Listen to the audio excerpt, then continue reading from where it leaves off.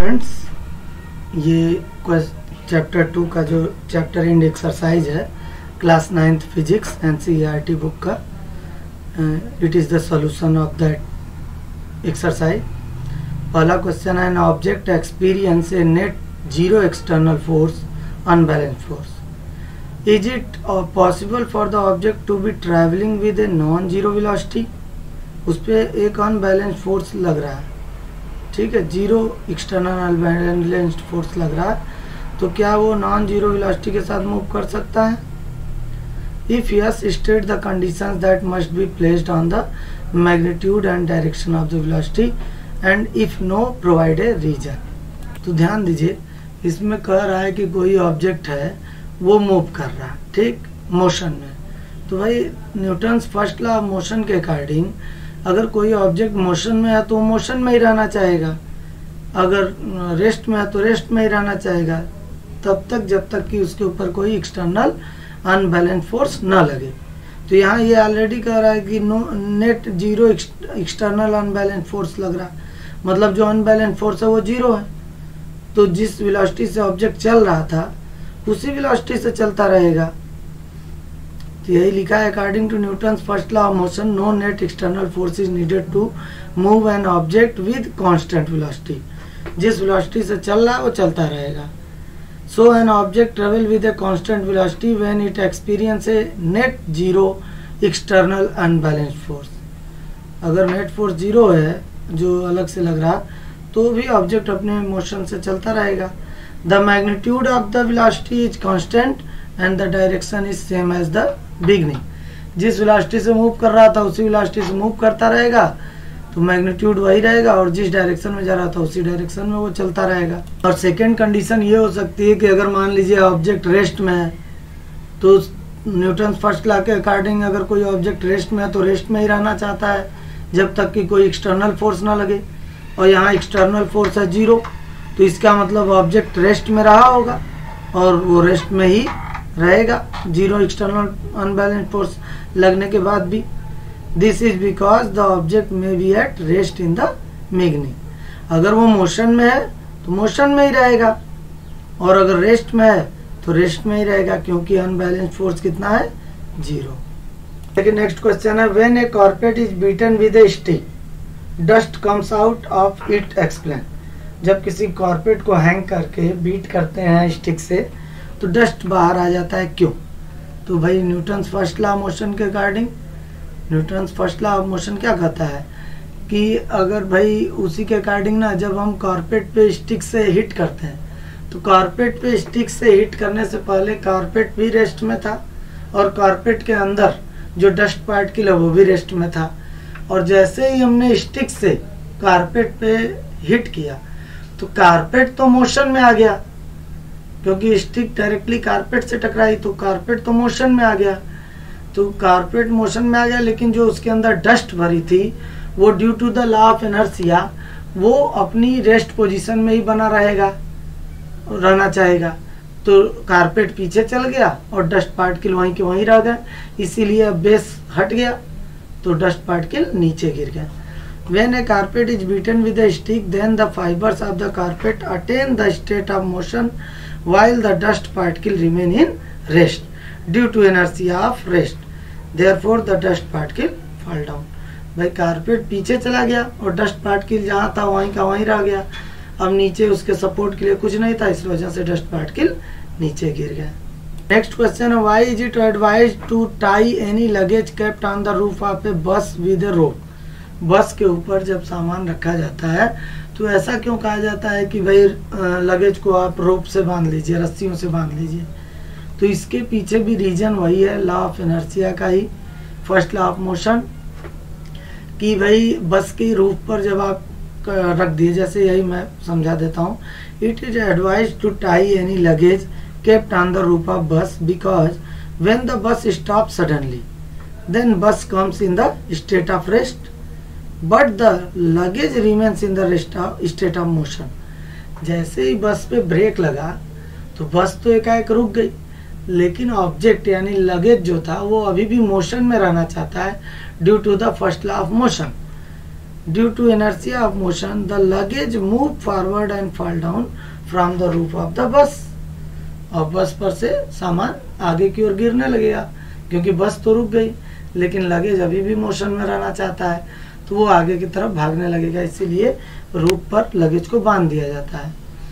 या फिर मान लीजिए कोई बस रुकी हुई है, उसके ऊपर सामान है, अचानक वो स्टार्ट हुई, गियर लगाया ड्राइवर ने, तो अब हुआ क्या कि रूफ पर जो लगेज था वो तो रेस्ट में था, और बस के गियर लगाते ही मोशन में आ गई बस, तो बस मोशन में आ गई लेकिन लगेज तो अभी भी रेस्ट में था ना, तो क्या होगा, वो रेस्ट में ही रहना चाहेगा। बस तो आगे निकल गई, लगेज रेस्ट में होने के कारण वो नीचे की ओर गिरने लगेगा, पीछे की तरफ। देखिए, due to inertia of rest the luggage move in the backward direction and fall down।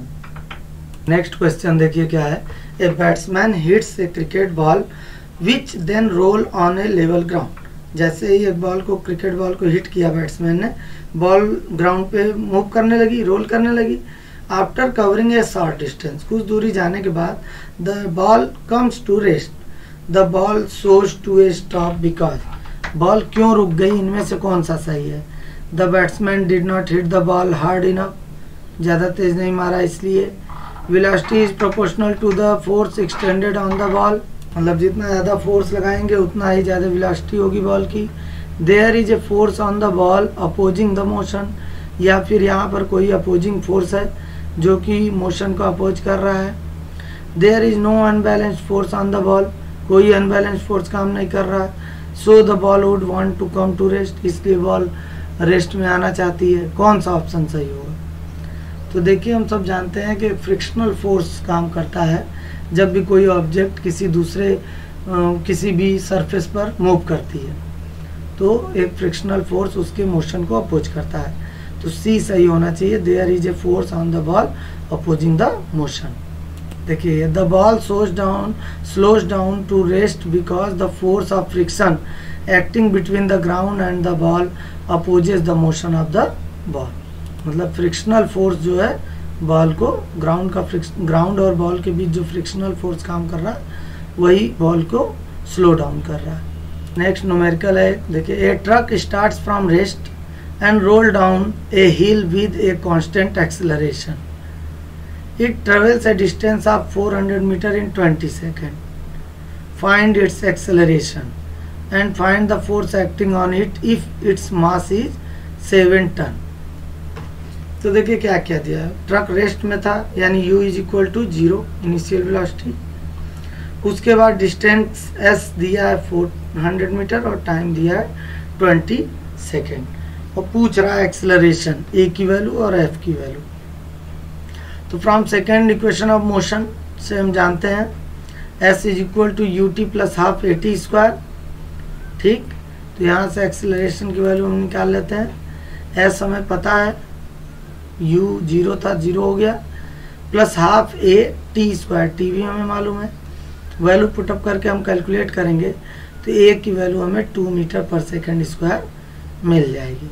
अब ए मिल गया तो कितना फोर्स लग रहा है हमें मिल जाएगा, क्योंकि मास दिया हुआ है ट्रक का। तो देखिए, अब m इज इक्वल टू 7000, क्योंकि 7 टन है और 1 टन में 1000 kg, तो 7 टन में 7000 kg। फार्मूला होता है F is equal to m into a, कितना फोर्स काम कर रहा है किसी ऑब्जेक्ट पे उसके लिए। तो मास हो गया 7000 kg इंटू 2 हो गया एक्सेलरेशन 14000 न्यूटन। आप चाहे तो इस फॉर्म में भी इसे लिख सकते हैं। नेक्स्ट क्वेश्चन देखिए, a stone of size 1 kg is thrown with a velocity of 20 metre पर second across the frozen surface of a lake. ठीक है, 1 kg का कोई स्टोन जो है 20 मीटर पर सेकेंड की स्पीड से थ्रो किया गया किसी जमी हुई झील के ऊपर, and come to rest after travelling a distance of 50 metre. 50 metre दूरी जाकर वो रुक गया। What is the force of friction between the stone and the ice. तो सबसे पहले देखिए, मास दिया है, mass of stone, initial velocity u दिया है 20 मीटर पर सेकेंड, फाइनल वेलोसिटी 0, क्योंकि वो रुक जाता है, रेस्ट में आ जाता है। Since the stone comes to rest distance covered, कितना दूरी चल लिया 50 मीटर। तो अब हमें देखिए u मालूम है, v मालूम है, s मालूम है, ठीक है। तो सबसे पहले तो एक्सेलरेशन फाइंड आउट किया जाए। तो थर्ड इक्वेशन ऑफ मोशन हम जानते हैं v square is equal to u square plus 2as। देखिए इस तरह से शॉर्ट फॉर्म में लिख लेने से हमें यही फ़ायदा होता है कि हमें अंदाज़ा लग जाता है कि हमें कौन सा फार्मूला यूज करना है। इसमें u मालूम है, v मालूम है, s मालूम है और हमें फोर्स निकालना है तो a चाहिए, इसलिए ये फार्मूला सबसे परफेक्ट है। तो v square is equal to u square plus 2as value put up कर दीजिए। जब हम इसे रीअरेंज करके कैलकुलेट करेंगे तो हमें a is equal to -4 metre पर सेकेंड स्क्वायर मिल जाएगा। निगेटिव साइन किस बात को रिप्रेजेंट कर रहा है? ये negative sign shows that there is a retardation in the motion of stone. भाई एक्सेलरेट तो हो नहीं रहा, बढ़ तो नहीं रही है, स्पीड घटेगी ना, रुकेगी ना, तो डी एक्सेलरेशन हुआ, रिटार्डेशन, इसीलिए माइनस लगा है। Force of friction between stone and ice निकाल लेते हैं। तो फोर्स का फार्मूला होता है m इंटू ए, तो m है 1 इंटू -4 न्यूटन या 4 न्यूटन, इतना फ्रिक्शनल फोर्स लगेगा उसे रोकने के लिए। नेक्स्ट क्वेश्चन है ए 8000 kg इंजन पुल से ट्रेन ऑफ 5 वैगन्स। एक ट्रेन है जिसके इंजन का वेट 8000 kg है और उसमें 5 वैगन्स लगे हैं डिब्बे, ईच ऑफ 2000 kg, हर एक डिब्बे का वेट कितना है 2000 kg, along A horizontal track. If the engine exerts a force, अगर इंजन 40,000 न्यूटन फोर्स लगा रहा है and the track offers A friction force of 5000 Newton, और ट्रैक कितना फोर्स लगा रहा है फ्रिक्शनल 5000 न्यूटन। तो ये 3 क्वेश्चन है, इनको कैलकुलेट करना है। सबसे पहले हमें नेट एक्सेलरेशन फोर्स निकालना है। तो भाई नेट एक्सेलरेशन फोर्स ऐसे लगेगा कि इंजन जितना फोर्स लगा रहा उसमें से अगर फ्रिक्शनल फोर्स को माइनस कर दें तो पता चल जाएगा कि टोटल फोर्स कितना लग रहा है उसे आगे बढ़ाने के लिए। तो net accelerating force is equal to force exerted by engine minus frictional force. तो 40,000 minus 5,000 is equal to 35,000 newton. 35,000 newton force लग रहा है ट्रेन को आगे बढ़ाने में। नेक्स्ट पॉइंट है कि the acceleration of the train, train का एक्सेलरेशन कितना है। तो हमको पता है कि एक्सेलरेशन निकालने के लिए हमको तो फोर्स हमें पता चल गया है कितना लग रहा है, और अब हमें मास निकालना पड़ेगा कि ट्रेन का मास कितना है। तो देखिए from Newton second law of motion, accelerating force F is equal to m into a, mass into acceleration. तो acceleration A is equal to F by m, rearrange करेंगे तो A is equal to F by m आएगा। Force तो हमें मालूम है 35,000 Newton है। अब मास निकाल लेते हैं, mass of train, mass of engine plus mass of all wagons. तो मास ऑफ इंजन 8000 है प्लस 5 इंटू 2000, क्योंकि 5 वैगन्स हैं 2000, हर एक का मास 2000 kg है, तो ऐड करेंगे तो आ जाएगा 18,000 kg।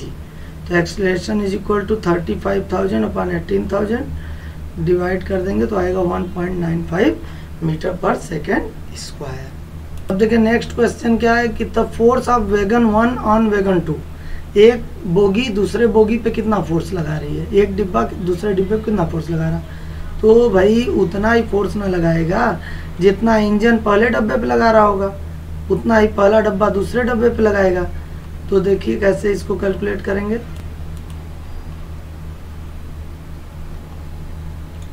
ये 8000 रहेगा, ठीक है। तो इतना फोर्स लग रहा है एक बोगी द्वारा दूसरी बोगी पे।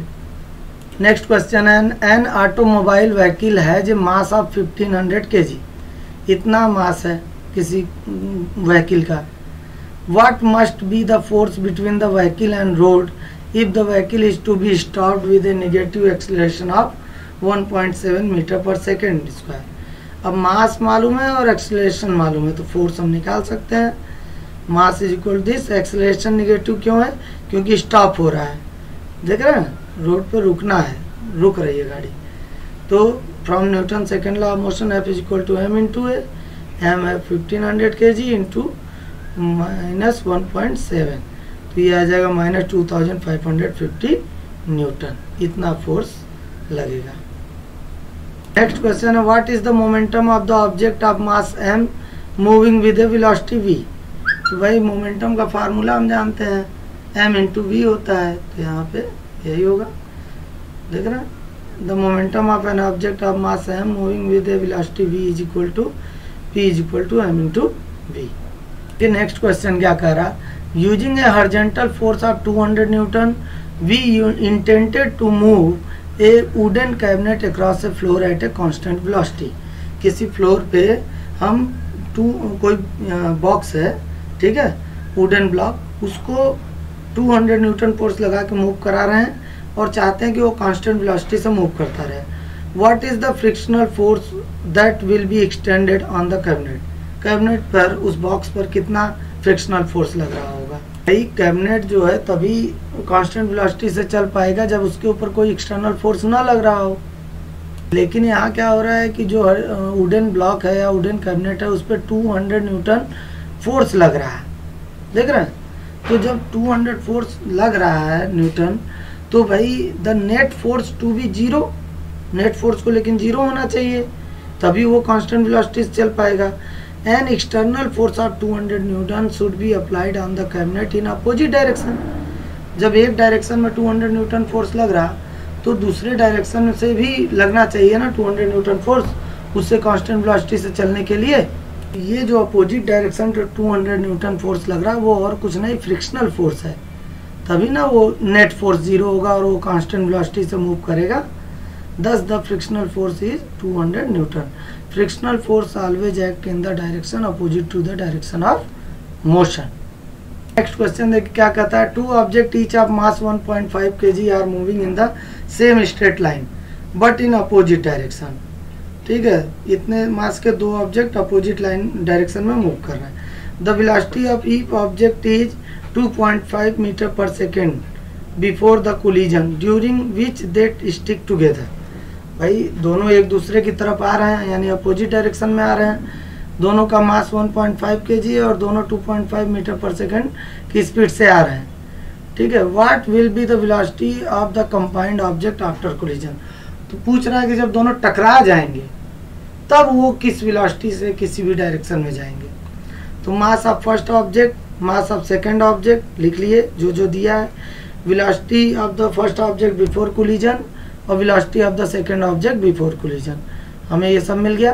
तो हम निकाल सकते हैं कि मोमेंटम कितना रहा होगा कोलिजन से पहले। तो यहाँ पर देखिए, ध्यान दीजिए, निगेटिव साइन इसलिए लिया गया क्योंकि डायरेक्शन अपोजिट है, दोनों एक दूसरे की तरफ आ रहे हैं, तो एक की डायरेक्शन दूसरे की तुलना में अपोजिट है।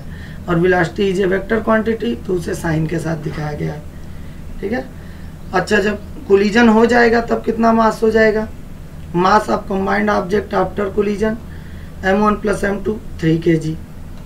तो मान लेते हैं कि उस समय की वेलोसिटी पूछ रहा है, तो मान लेते हैं कि स्मॉल v वेलोसिटी से वो मूव करेगा कोलिजन के बाद, v मीटर पर second. According to the law of conservation of momentum, अब momentum before collision is equal to momentum after collision कर दें, या उल्टा momentum after collision is equal to momentum before collision कर दें।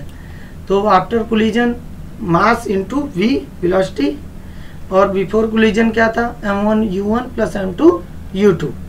वैल्यू पुटअप कर दीजिए, तो हम पाते हैं कि v इज इक्वल टू 0, यानी कि कोलिजन के बाद दोनों ऑब्जेक्ट रुक जाएंगे, रेस्ट में आ जाएंगे। इस तरह के न्यूमेरिकल बहुत आते हैं एग्जाम में, तो आप इस तरह के न्यूमेरिकल को बार बार प्रैक्टिस कीजिए।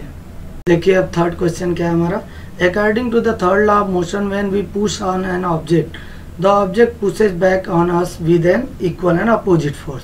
थर्ड लॉ ऑफ मोशन यही कहता है, if the object is a massive truck parked along the road side, कहीं एक जगह रोड पर साइड में खड़ी है truck, it will probably not move, मतलब ये संभवतः मूव तो नहीं करेगी। A student justifies this by answering that the two opposite and equal forces cancel each other. एक बच्चा कहता है कि जो इक्वल एंड अपोजिट फोर्स लगते हैं, एक्शन रिएक्शन, वो एक दूसरे को कैंसिल आउट कर देते हैं। तो comment on this logic and explain why the truck does not move. तो बताइए कि बच्चे ने सही कहा कि गलत कहा। Student justification is not correct. Two equal and opposite forces cancel each other if they act on the same body. अगर वो दोनों एक ही बॉडी पे काम करते तब तो कैंसिल आउट कर देते, लेकिन according to the third law of motion action and reaction forces are equal and opposite but they both act on different bodies, ठीक है, hence they can not cancel each other. जो भाई action और reaction बताया गया third law of motion में कि वो हमेशा दो बॉडीज पे काम करते हैं। एक बॉडी पे एक्शन लग रहा है, जैसे मान लीजिए वाल को आप पुश कर रहे हैं तो आपने एक्शन लगाया वाल पे, तो आपने वाल पर एक्शन लगाया और रिएक्शन वाल ने आप पर लगाया, यानी एक्शन और रिएक्शन दोनों अलग अलग बॉडी पे लग रहा है। एक ही बॉडी पे लगता तब ना आप कैंसिल आउट कर देते। When we push a massive truck, then the force applied on the truck is not sufficient to overcome the force of friction between the tires of the truck and ground। भाई जब वो push कर रहे हैं, हम लोग push करते हैं ट्रक को, तो क्या होता है कि वो पर्याप्त फोर्स नहीं रहता है। फ्रिक्शन जो टायर और रोड के बीच इंटरलॉकिंग हो गई है फ्रिक्शन के कारण, उसे अनलॉक करने के लिए हमारे द्वारा पुश किया गया फोर्स पर्याप्त नहीं होता है। Hence the truck does not move. The truck will move only if the force applied on it is greater than the frictional force। अगर हम फ्रिक्शनल फोर्स से ज्यादा फोर्स अप्लाई कर देंगे तो ट्रक खुद ही मूव करने लगेगा। नेक्स्ट क्वेश्चन ध्यान दीजिए। A hockey ball of mass 200 gram travelling at 10 metre पर second is struck by a hockey stick as to return it along the original path when a velocity at 5 metre पर second. 200 gram की ball है, मास दिया है, initial velocity उसकी 10 metre पर second थी और फाइनल वेलोसिटी जब सामने से किसी और प्लेयर ने उसे हिट किया तब उसकी वेलोसिटी 5 मीटर पर सेकेंड थी। तो अपोजिट डायरेक्शन में गई बॉल, इसलिए माइनस साइन।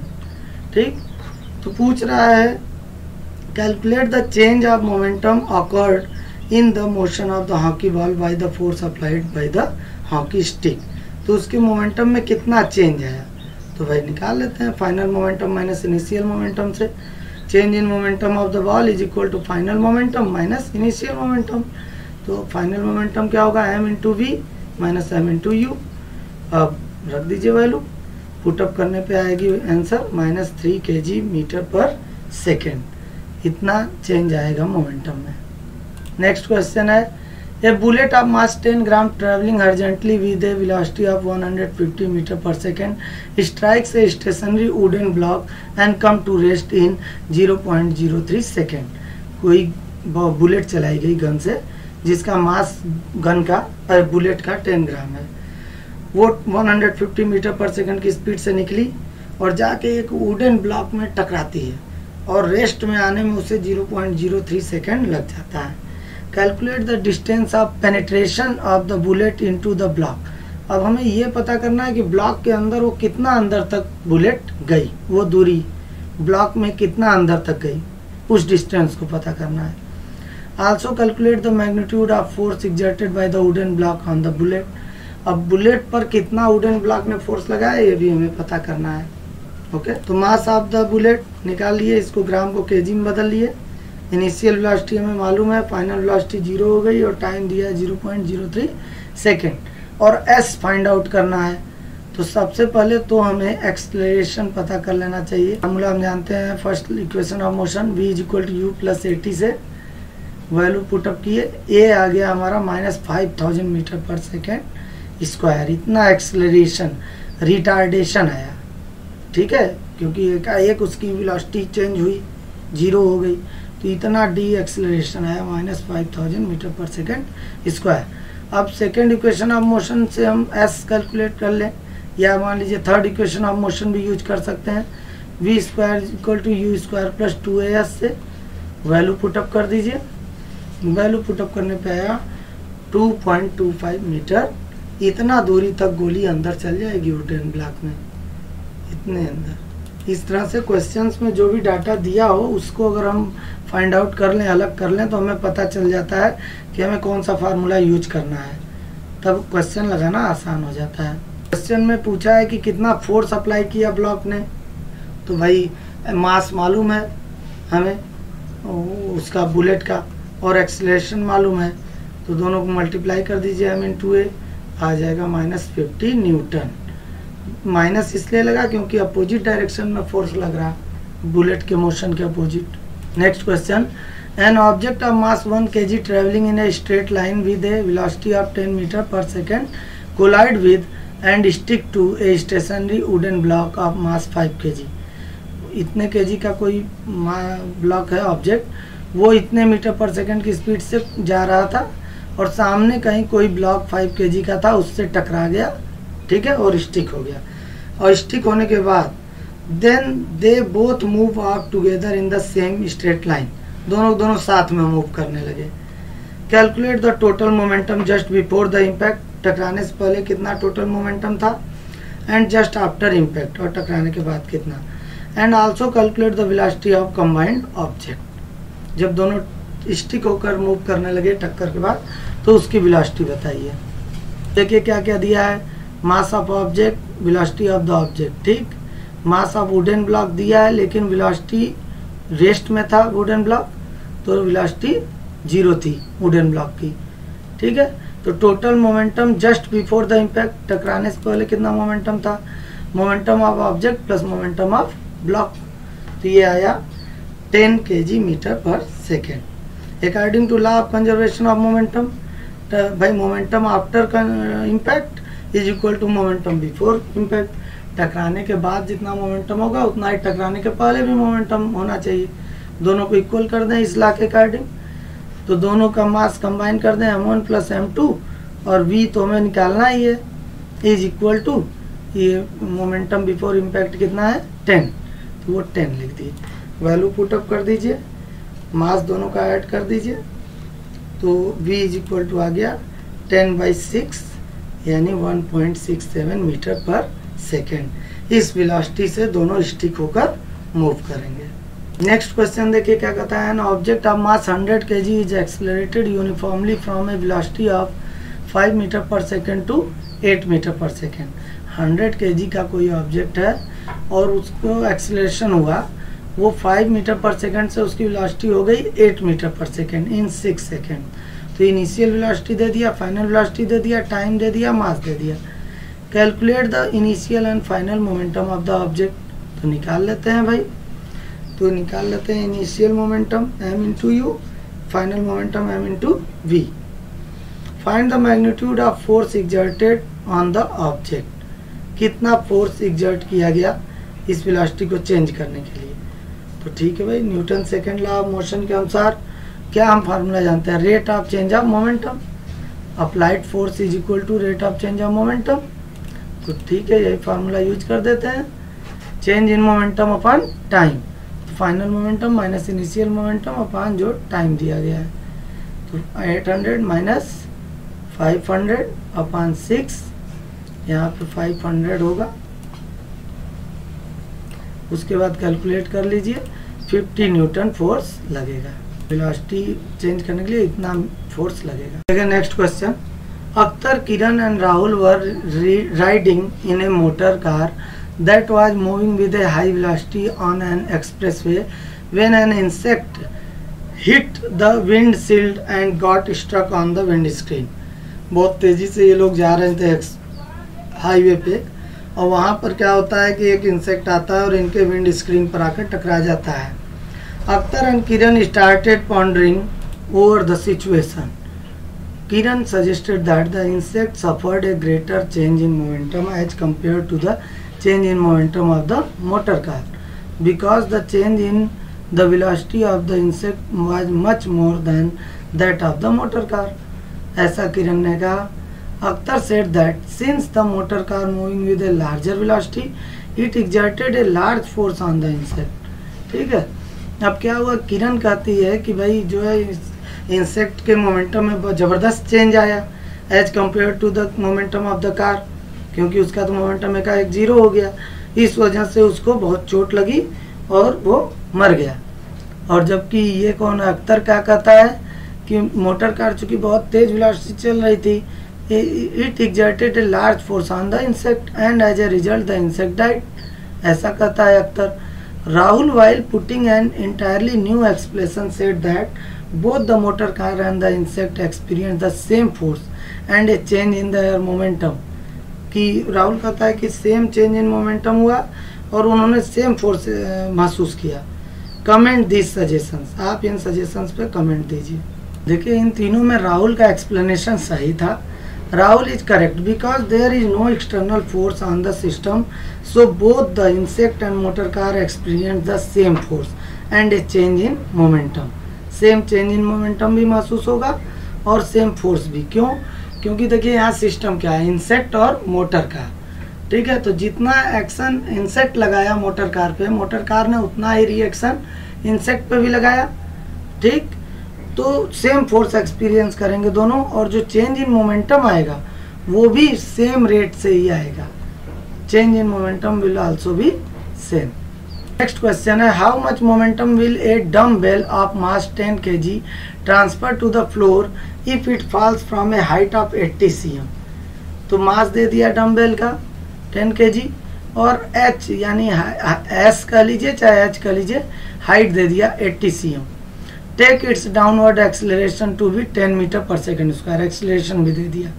अब हमें मोमेंटम फाइंड आउट करना है, ठीक है।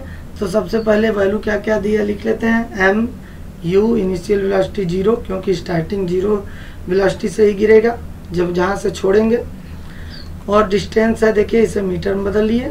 अब हमें एक्सेलरेशन दिया हुआ है 10 मीटर पर सेकेंड स्क्वायर, तो हम निकाल लेते हैं फाइनल वेलोसिटी, किस वेलोसिटी से वो गिरा। v square equal to u square plus 2as, value put up करने पे हमें मिला 4 मीटर पर सेकेंड।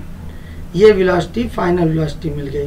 तो अब हम मोमेंटम ऑफ डम्बेल निकाल लेते हैं कि डम्बेल का मोमेंटम कितना होगा, m इंटू वी से 10 इंटू 4 40 kg मीटर पर सेकेंड, ठीक।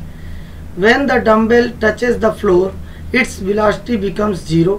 जैसे ही टच करेगा उसकी वेलोसिटी 0 हो जाएगी, and hence the momentum will also become 0। Thus the momentum, total momentum of the dumbbell is transferred to the floor। पूरा का पूरा जो मोमेंटम है वो टकराने पे क्या होगा, फ्लोर को ट्रांसफर हो जाएगा। तो the momentum transfer to the floor is 40 kg metre पर सेकेंड। जब तक टकराया नहीं है तब तक का देखिए ये मोमेंटम हमने निकाल लिया, लेकिन जैसे ही टकरा जाएगा तो वेलोसिटी 0, तो टोटल मोमेंटम किसको ट्रांसफर हो गया, ग्राउंड को या फ्लोर को। ओके।